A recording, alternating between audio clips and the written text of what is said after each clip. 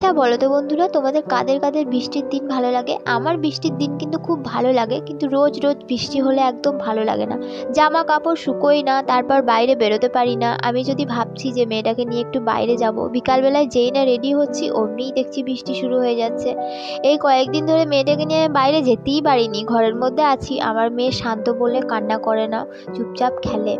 বাবার বাড়ি চলে গেছিলাম বলে কিছু সবজি ছিল, ওই সবজিগুলো রাখাই ছিল, প্রায় নষ্ট হয়নি।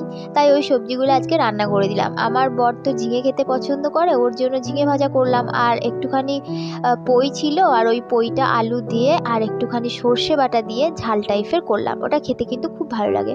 মোটামুটি পই খেতে আমরা সবাই খুব ভালোবাসি, কচুটাও খেতে খুব ভালোবাসি।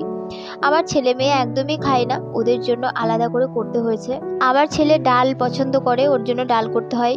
তো দেখো বন্ধুরা, বাইরে ওয়েদারটা বৃষ্টি পড়ে কত সুন্দর, তাই না? তো আজ এই পর্যন্ত, টাটা, সবাই খুব ভালো থেকো।